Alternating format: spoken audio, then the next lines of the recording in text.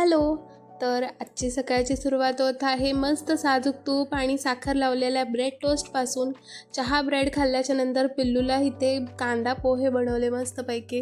पिल्लू माझं असं ब्रेड वगैरे काय नाही खात. त्याला पोहे खाऊ घातल्यावरती मी खात आहे औषधं, कारण माझे सर्दी खोकल्याचा आणखीनसुद्धा अँटीबायोटिक चालू आहेत.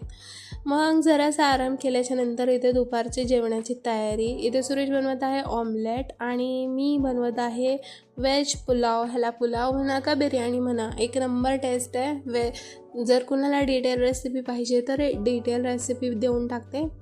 तर इथे मस्त असा भात झालेला होता, एकदम टेस्टी होता, पण जरासा तिखट झाला होता. तर पिल्लूला खाऊ घालायला बघत होते, पण पिल्लूनी काय 1-2 घासच खाल्ले, हार्डली त्यांनी खाल्ले नाही भात.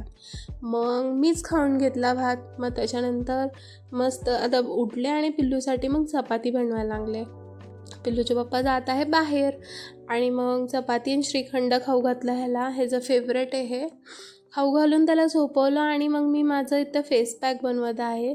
1 चमचा दही, 1 चमचा बेसन, थोडासा लिंबाचा रस, हळद आणि मध असं मिक्स करून मी चेहऱ्याला टॅन फेस पॅक लावते. ह्याच्याने खरोखर चेहऱ्यावरची टॅन निघून जाते. आठवड्याभरातून 2-4 वेळेस जर लावलं ना, चेहरा एकदम 8 दिवसात एकदम चकाचक चमकतो.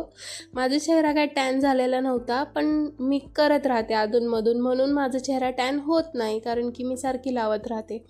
तर हे मस्त लावून घेतलं. ह्याच्यामध्ये दही आहे ना, दह्यामुळं काय होतं ना, स्किन नरम पडते, अशी मऊ पडते, एकदम स्मूथ लहान बाळासारखी मऊ त्वचा होते.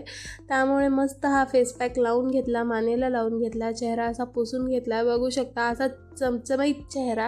फक्त एक गोष्ट लक्षात ठेवा, जर कोणाला पिंपल्स वगैरे आलेले असेल, चेहऱ्यावर रॅशेस असेल तर लिंबू टाकायचं नाही, नाहीतर माझ्या नावाने बोंबलत बसतात. मस्तपैकी चेहरा एकदम स्मूथ सॉफ्ट झाला. मॉइश्चरायझर लावला. आता भेटते तुम्हाला पुढच्या ब्लॉगमध्ये. बाय.